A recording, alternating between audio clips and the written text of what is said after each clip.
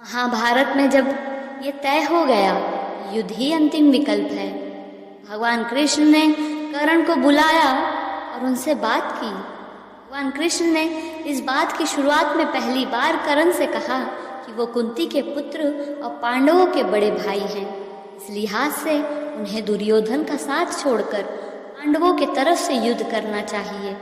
लेकिन इन सब बातों को सुनकर भी कर्ण ने सबसे पहले दुर्योधन का साथ देने की बात कही और साथ ही भगवान के सामने कई सवाल किए और सभी सवालों के पीछे एक सवाल था, उसकी गलती क्या है।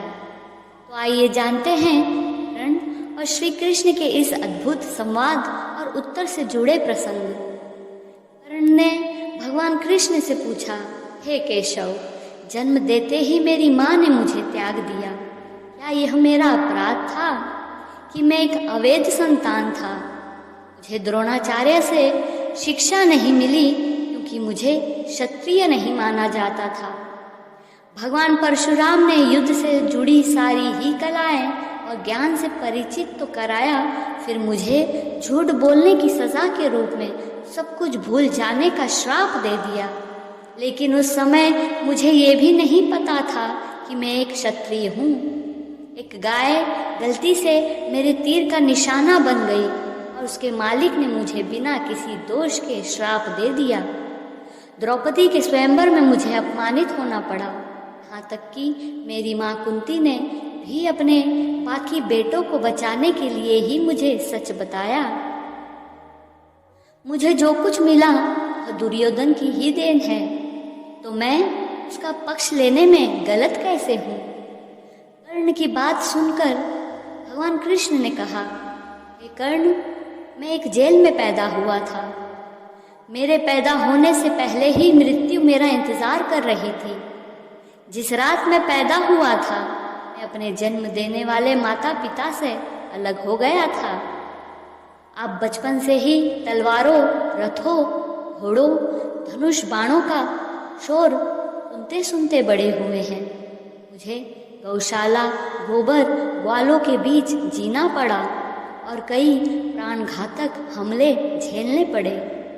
मुझे मारने के कई प्रयास किए गए, इतना ही नहीं मुझे तानों और समस्याओं के बीच जीना पड़ा। जब आपके शिक्षक द्वारा आप सभी की बहादुरी की सराहना की जा रही थी, मेरे पूरे समाज को जरासंध के डर से यमुना के किनारे से हटकर समुद्र के दूर किनारे पर बसना पड़ा। युद्ध से भाग जाने के कारण मुझे रणछोड़ तक बुलाया गया। अगर दुर्योधन युद्ध जीतता है तो आपको बहुत श्रेय मिलेगा। धर्मराज युधिष्ठिर के युद्ध जीतने पर मुझे क्या मिलेगा? युद्ध और सभी संबंधित समस्याओं का केवल और केवल दोष। एक बात का स्मरण रहे कर्ण, जीवन में हर किसी की अपनी चुनौतियां होती हैं। दुर्योधन के जीवन में और युधिष्ठिर के जीवन में भी चुनौतियां थी, लेकिन जो धर्म का पालन करता है वही सही है। कर्ण, भले ही आपको जीवन में वो सब कुछ ना मिला हो जिसके आप हकदार हो, या आप अत्यधिक अपमान का जीवन जिए हो, लेकिन जीवन की सच्चाई आपको अधर्म के रास्ते पर चलने का अधिकार नहीं देती है। मायने ये रखता है कि आप उस वक्त कैसी प्रतिक्रिया देते हैं।